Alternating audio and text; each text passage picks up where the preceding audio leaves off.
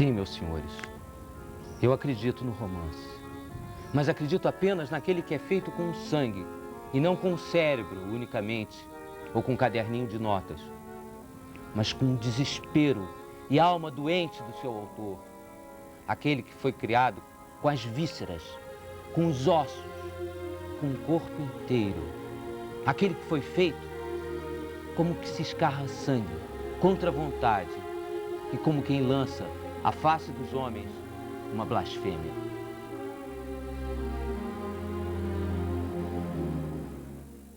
Conheci Lúcio Cardoso quando aqui cheguei no Rio, em 1939. Ele frequentava as rodas dos meus amigos, principalmente um trio a que eu era muito chegado nesse período, Adonias Filho, Otávio de Faria e Cornélio Pena. Lúcio ia e vinha irregularmente na nossa roda.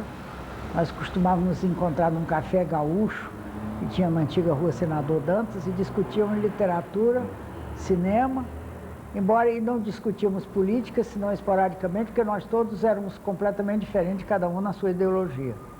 Lúcio não tinha ideologia nenhuma, era um jovem arcanjo rebelde, muito bonito nesse tempo, embora de pequena estatura, mas era um homem muito bonito e muito louco, e já inteiramente mergulhado na obra dele.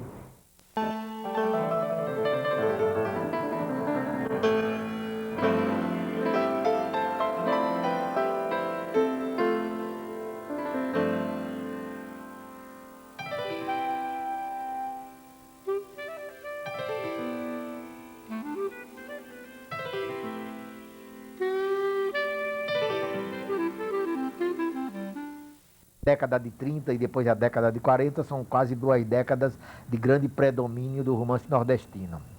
De modo que é a época do Graciliano Ramos, da Raquel de Queiroz, do Joselino do Rego, né? Isso é que realmente era considerado o tempo do romance brasileiro. De modo que nesse tempo o Lúcio Cardoso oferece uma outra vertente, que é o do romance mineiro, o do romance psicológico, do romance de sondagem, assim no coração humano. Não é um romance que tenha qualquer marca de exotismo, pelo contrário, né? É um romance voltado para, vamos dizer, a intimidade das criaturas, um romance de análise, e também, dentro deste contexto, é um romance que tem alguma coisa de alucinatório, né? Alguma coisa de demoníaco e alguma coisa de divino.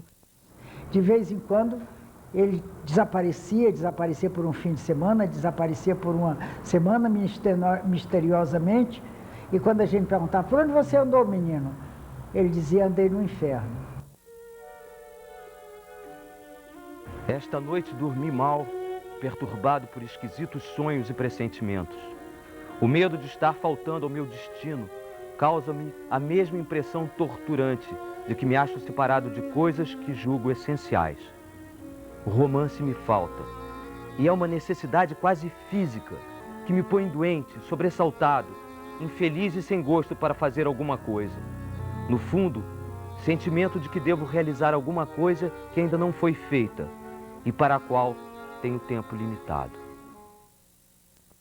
Ele estreou muito cedo, aos 20 anos, parece, e o seu primeiro livro, Maleita, reflete, vamos dizer, aquele tipo de romance um pouco modernista e moderno que havia na época, mas que é um romance que lembra muito os romances nordestinos, né? E o romance é curioso porque é desenrolado em Curvelo, a cidade natal da qual ele saiu com 1 ano de idade. Nós morávamos em Curvelo, uma cidade do interior de Minas. Depois de uns certos anos, viemos então. Eu nem sei por que nós viemos parar aqui. Acabamos vindo para o Rio de Janeiro. Acho que é porque era vontade de morar em cidade grande. Mas ele começou a trabalhar na Equitativa com Lelena.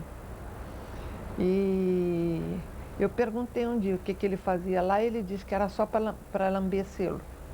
E ele começou a então escrever, aí conheceu o Augusto Frederico Schmidt.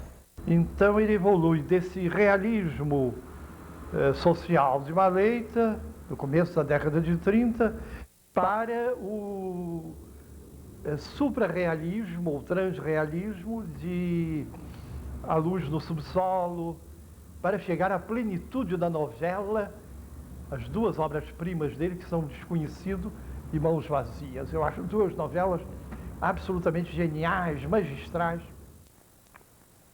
A doença de meu filho tinha se agravado. Teve outra crise. Febres altas, delirava. Eu passava as noites em claro e cheguei a desejar que tudo se acabasse. Felipe, apático, derrotado, não dizia uma palavra. Naquela casa, a única pessoa que parecia estar viva era o médico. Nele eu projetava todas as minhas esperanças. Esperar a morte. Era isso que eu pensava.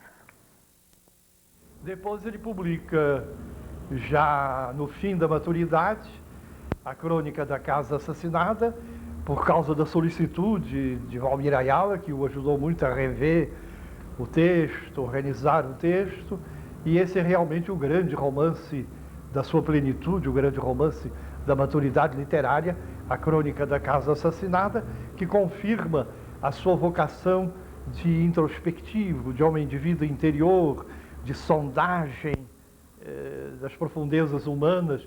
Tinha um necrotério na Santa Casa, onde os estudantes tinham um anfiteatro onde botavam pedaços, pernas, braços de cadáveres, logo ali na rua da Santa Casa. E o Lúcio me adulava durante horas para eu ir com ele, que ele tinha medo de ir sozinho. Eu dizia, Lúcio, entrar eu não entro, que eu não vou ver essas porcarias, mas eu vou com você até a calçada. Ele dizia, tá bem, serve. Chegava na calçada, ele entrava, eu ficava do lado de fora, ele entrava dentro lá do... Eu não sei nem como era o negócio lá dentro, porque eu nunca entrei. Ele entrava, passava daí uns 2 minutos, no máximo 3 minutos, voltava completamente verde e saía correndo feito louco pela calçada, até o fim da calçada ele lá vomitava no chão.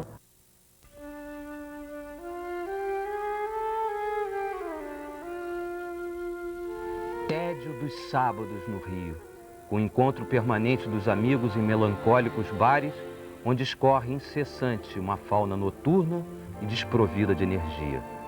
Aos poucos, a manhã se aproxima com seus ventos frios e cada vez mais nítidos adivinhamos o som dos mares acordados e a pungente presença dos galos. Foi o homem da intensidade, da vida intensa. Ele se deu inteiro à noite, à bebida, aos amigos, numa procura de si mesmo, que eu encontro também em Vinícius de Moraes. O Lúcio foi realmente, como ficcionista, como romancista, um realista simbólico, que foi se caracterizando na sua criação ao longo de 20 e tantos anos, por uma passagem da extroversão para a introversão. Essa viagem no sentido da introversão, essa interiorização crescente e essa espécie de ruptura com a realidade exterior mais imediata e essa penetração no humano, essa sondagem dos abismos, o abismo atrai o abismo. Por que seguir as leis comuns, se eu não era comum? Por que me fingir igual aos outros, se eu era totalmente diferente? Minhas roupas são uma alegoria. Quero erguer para os outros a imagem da coragem que eu não tive. E esta é a única liberdade que possuímos integral. A de sermos monstros para nós mesmos. Porque eu acho que o livro de Lúcio, a obra de Lúcio, tem isso de muito importante que caracteriza a obra dos grandes escritores. Você não passa por um livro de Lúcio, lê e sai desse livro sendo a mesma pessoa que começou essa leitura. Ele te transforma. Não sei para onde ele te leva, isso depende do caminho de cada um, mas ele te transforma. Ele te torna um pouco mais conhecedor do mundo. O que vem a ser esse mundo sem paixão? É a verdade. A verdade pode ser grotesca, absurda, mortal, mas é a verdade. É a verdade essencial a esse mundo.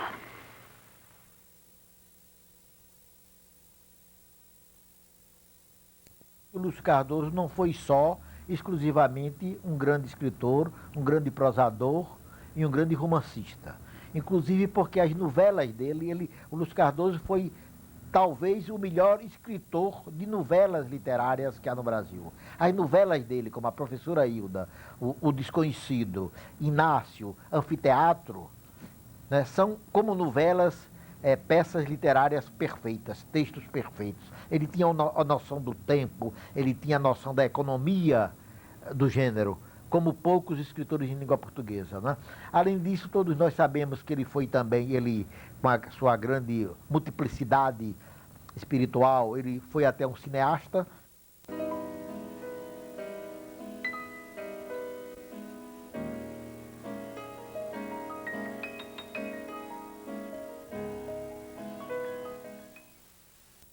Através de Otávio Faria, que era crítico de cinema e me emprestou muito livro de cinema, eu fui conhecendo a mesa, o pessoal da mesa do Otávio, que sempre se reunia nos bares assim, em Colón, em Copacabana, ali na Rua Bolívar, e foi ali que eu conheci o Lúcio. E eu sempre quis fazer cinema, e sempre quis conhecer os copiões, que nunca consegui até hoje, nunca consegui ver mesmo, uma coisa que eu li no livro do Alberto Cavalcante, que tinha sido o maior copião que ele tinha visto na vida dele, foi o copião da Mulher de Longe, é o livro de Lúcio Cardoso. Mulher de Longe era uma história que ele não chegou nem a escrever, ele ia filmando à medida que ia produzindo. Era cena, fazia uma cena, depois ele mandava fazer outra. E outros dois que ele escreveu.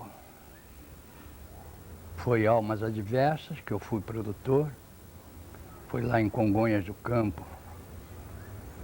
Lá eles se desmandaram, lá acabaram com as bebidas todas do hotel.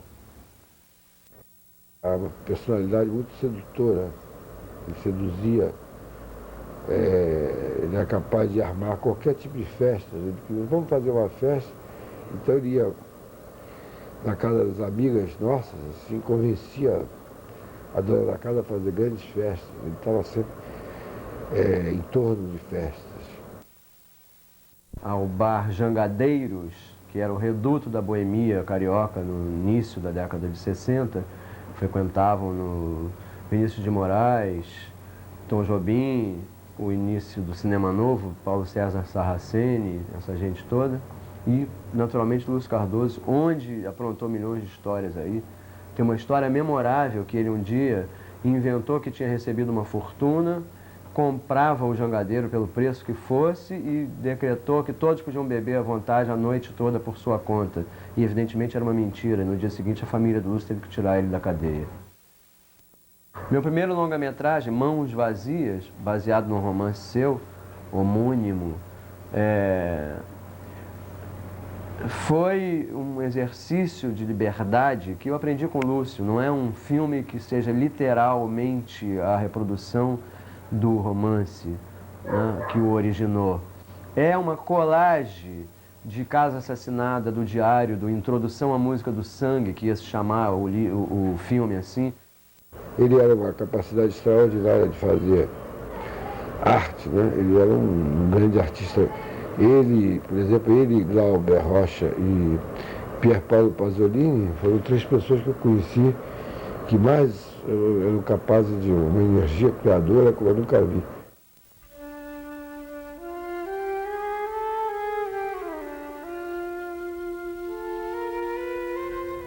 Quando me pedirem para dizer o que fui, lembre-se de mim. Nem leviano, nem grave. Humano.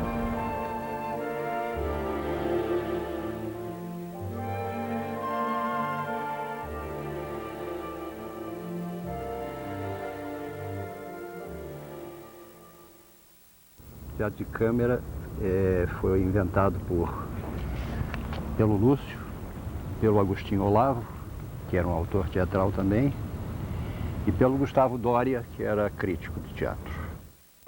Era um teatro muito bem feito, com cenários muito bem cuidados. Era um teatro de arte, enfim, e não era um teatro de dar dinheiro. Então, não teve uma continuidade esse trabalho. Mas isso serviu para conhecer o Lúcio, que foi uma pessoa que me ensinou muito sobre literatura, sobre aspectos da vida que eu desconhecia. E durante uns 2 ou 3 anos, em meio a um clima de bastante intensa boemia, nós tentamos realizar algumas coisas. E álcool, né? Milhares de coisas, numa noite na casa de Lazzarini, uma festa que teve, em que ele me prometeu que não tomaria nada, porque ele já tinha tido uma ameaça de um derrame em junho de 62. E ele acabou sendo um grande pintor, depois de ter sido um grande romancista, tocado pela doença, ele passou a pintar com a precariedade da sua situação física e ainda tentou transmitir essa angústia do seu coração dilacerado, esfolado, para o plano das cores, da pintura. Como escreveu Carlos Drummond, o pintor estava ali esperando a sua hora. E a hora desse pintor chegou através do impedimento do escritor, né?